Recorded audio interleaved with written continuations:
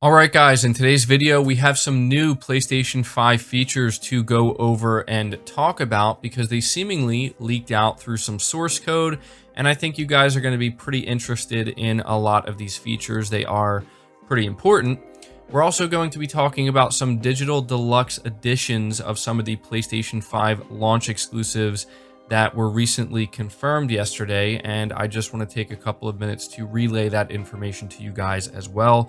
So we're going to get into it. Before we do, if you could do me a big favor, hit the like button if you do end up enjoying the video or finding it informative.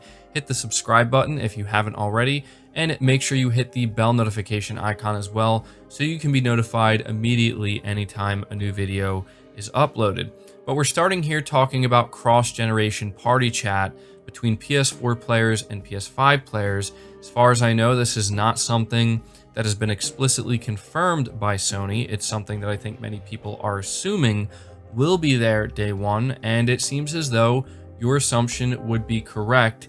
It says here in a recent leak of source code from Reddit, it has seemingly been confirmed that cross-gen party chat will be available between PS5 and PS4 players once the PS5 launches in November. Web page source code on PlayStation's official website revealed the interesting information as evidenced by the line below. And this is what it reads: message and voice chat with friends across PS4, PS5, and the PlayStation app. So there you go. We basically have confirmation that cross-generation party chat will be a thing. And I think a lot of people are going to feel pretty good about hearing this news, because could you just imagine what it would be like if you couldn't chat with PS4 players if you decided to upgrade to the PS5? That would be pretty terrible, and I think people would be extremely upset about that. But we do have confirmation now, so really good news in my opinion. But we're also talking about backwards compatibility as well as game sharing and a few other features as well that were discovered. So talking about backwards compatibility, this is coming from the same source code leaked from the PlayStation Store. Playing PS4 games on PS5, some functionalities available on PS4 may not be available, and they are referring you to the official PlayStation website, where they have all of the details explaining what functionalities will be available, what functionalities will not be. It goes on to say this PS4 game is not supported with your PS5's current system software. We are continuing to make more PS4 games playable on PS5. Update your PS5 and then try playing the game. So this is obviously talking about that 1% outlier that Jim Ryan did reference. He recently confirmed in an interview that 99% of the PlayStation 4 library does work on the PlayStation 5, but there is that 1% that for one reason or another, as of right now, is not playable. Now, we do not have a list of these games that are not playable. I'm assuming Sony will at some point provide that list for us, at least I hope so, because it would be pretty unfortunate if you assume that the game you want to play on your PS5, the PS4 game that is, you just think it's going to work, and it happens to be one of the unlucky 1% games that just can't work for whatever reason.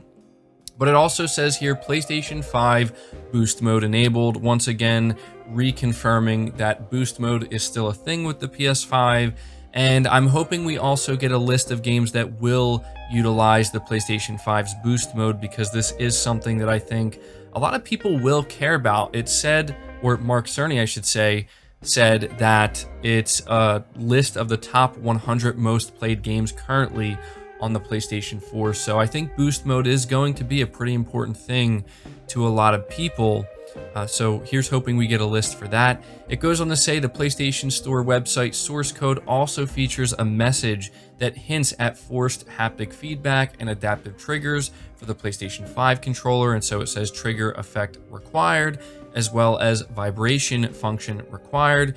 Console sharing will seemingly also be back on PlayStation 5, suggesting account management features that won't be too different from the PS4's. So it says if the console's sharing and offline play setting is enabled on your PS5, players aged 18 plus who aren't PS Now subscribers will be able to play PS Now games from the game's shortcut icon displayed on the PS5 home screen, as well as the PS Now app. And it goes on to say Reset Era Forums member Tumari also made some other discoveries, such as wishlist support, parties being able to include up to 100 members, and the ability to share video clips, albums, artists, playlists, tracks, etc. So a lot of really good information here, guys, that Sony has yet to talk about.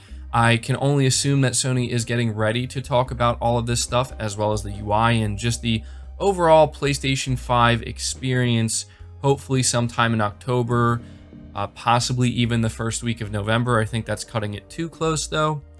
But at the end here, we're going to see wishlist support. Apparently, you can allow parties to go up to 100 members, which is insane, and I'm not sure why anybody would need to do that. But hey, if that's something you want to do, go for it. You'll be able to on the PS5, and again, it talks about sharing video clips, albums, all that stuff that we kind of already expect to be able to do. So there's nothing too revealing here when it comes to how the UI is going to function, what it's going to look like, but still, these are important things that Sony, again, has yet to officially talk about, and I think they are things that people are glad to hear about, specifically with the cross-gen party chat. That's something that I assumed would be there, and I'm just glad to know now we basically have official confirmation of that. So moving right along, we're going to be talking about some of the digital deluxe editions for some of these upcoming PlayStation 5 exclusives, starting with the Demon's Souls Digital Deluxe Edition. It's going to be $90, 90 US dollars anyway, and it does list everything you get with it. And the big thing here with the Demon's Souls Digital Deluxe Edition is you get a lot of apparently new items that were not originally part of Demon's Souls, based off of what I've looked into. And this is interesting because it does imply, or maybe let us know, that Bluepoint Games has maybe taken a few more liberties than we were originally anticipating with this Demon's Souls remake, by adding new items, by adding, you would assume, new descriptions, and also adding potentially some new lore. And this has people pretty interested to see how Bluepoint would handle this. Did From Software have any involvement? Did they get From Software's blessing, or did they just kind of take it into their own hands to do this? It will be very interesting to find that out. But, you know, I'm going to put up a list of all of the, I probably already had it up by this point, but a list of all the items you get when you get the Digital Deluxe Edition. Some people were complaining about this because they think it's kind of unfair or unnecessary, but to me it seems pretty clear that this is basically for those who want that extra bonus at the beginning of the game. There is PvP in this game, so that does make it a little bit questionable, but ultimately I don't think it's a big deal. This just seems like if you want that extra bonus at the beginning to make life a little bit more easier, and your first playthrough a little bit more easier at the beginning anyway of Demon's Souls, that's what this is for. It then goes on to say Demon's Souls pre-order bonus. This is for any edition of the game. You get the Reaper Scythe weapon, which I believe is a new weapon that was not in the original game. It says the Reaper Scythe is a pole weapon with a curved blade on one end that is so sharp that they say it can sever your soul from your body. That does sound pretty intense. It can mow down many targets in a single blow, but is difficult to handle and requires both strength and dexterity to use. So there are your bonuses for Demon's Souls. We're moving on to Spider-Man Miles Morales pre-order bonuses. This is the standard or ultimate edition. You get the track suit DLC skin, and this is apparently something that people are very much excited about. That was a big part of the Spider-Man 2018 game, are the DLC suits, or the suits that you can unlock. You get the second Spidey suit, unannounced mystery DLC suit, so we'll have to see what that's going to be. You get the Gravity Well gadget, early unlock for the Gravity Well gadget that pulls enemies together and knocks them down, disarming them. Extra skill points, bonus points that can go towards new powers and abilities. And so we also have another Digital Deluxe Edition for Sackboy: A Big Adventure, which is a game that many people, I think, are looking forward to. And this game is coming to both PlayStation 4 and PlayStation 5 as well this holiday season. And the Digital Deluxe Edition on PS4 and PS5 will pack a host of neat digital extras. These extras include a digital art book for Sackboy costumes designed after PlayStation characters and more. And I did think it was cool because the costumes, you have Jin from Ghost of Tsushima, Sam Porter Bridges from Death Stranding, Connor from Detroit Become Human, and Deacon St. John from Days Gone. I really do like what they're doing here. This is kind of a tradition with Sackboy. They've always kind of done this. So yeah, if you're interested in that, look forward to it. But finally, to end this, we also have Destruction All-Stars, which this game to me is kind of strange. The reason why I say that is when I found out that Destruction All-Stars was going to be a $70 game, I kind of found that hard to believe. And people are not happy because it seems as though there are also going to be microtransactions in this game, which a lot of us are just like, really? You're going to put microtransactions in a $70 game? That seems a bit ridiculous. But if you are interested, this is what you get in the Deluxe Edition. 1 legendary character skin and vehicle skin. You get 1 dance emote for Lupita. You also get 4 banners and 5 avatars and 10,000 all-star currency. So there you go. There's clearly an economy in the game. But that's pretty much going to wrap this video up, guys. I hope you did enjoy it. I hope you did find it informative. A lot of pretty exciting stuff here. I have to say, I am very much looking forward to, out of all the games we talked about here, Demon's Souls.